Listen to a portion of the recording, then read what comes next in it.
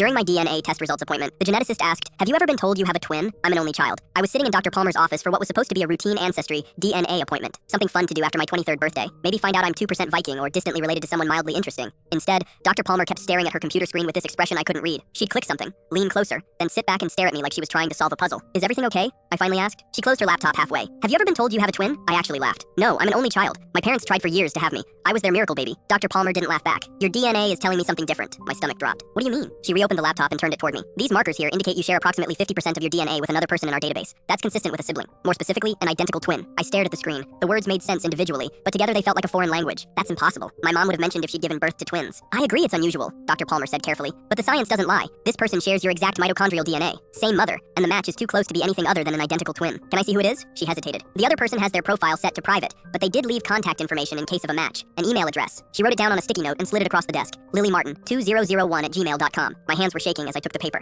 "Could there be a mistake? We'll run the test again if you'd like, but our accuracy rate is 99.9%. I've never seen a false positive for a sibling match this strong." I left her office in a daze and sat in my car for 20 minutes before I could drive. When I got home, I immediately called my mom. "Sweetheart, how was your appointment?" "Mom, did you have twins?" Silence. "Mom?" Her voice came out small. "How did you find out?" The world tilted sideways. "So it's true? I have a twin?" "Had," she whispered. "You had a twin. What happened?" I heard her crying on the other end. "You were born 6 weeks premature. Both of you. You were stronger. You fought. Your sister didn't make it past the first night. Why didn't you ever tell me?" "Because it was too painful. Losing her nearly destroyed me. Your father and I decided it would be easier to just focus on you, on the daughter we got to keep." "But Mom, the DNA test says she's alive. Someone with my exact DNA submitted a sample." Another long silence. "That's impossible. The geneticist said it's 99.9% accurate." My mom's voice changed, got harder. "What was the name?" "Lily Martin." I heard something crash in the background. "Don't contact her." "Why not?" "Because she's not your sister. She can't be." "Mom, what aren't you telling me?" "Your sister died. I held her body. I was there when they took her away." But something in her voice made me realize she was lying, or at least not telling me everything. I opened my laptop and typed out an email to LilyMartin2001@gmail.com. "Hi, my name is Emma Carter. I just got DNA results saying we're identical twins. I was told I was an only child. Can we talk?" I hit send before I could change my mind. The response came back in under 10 minutes. "I've been looking for you my entire life. Can we meet? I have so much to tell you. Please don't tell your parents yet. There's something they're not telling you about what happened the night we were born." My blood went cold. I wrote back asking what she meant, but she wouldn't explain over email. She wanted to meet in person.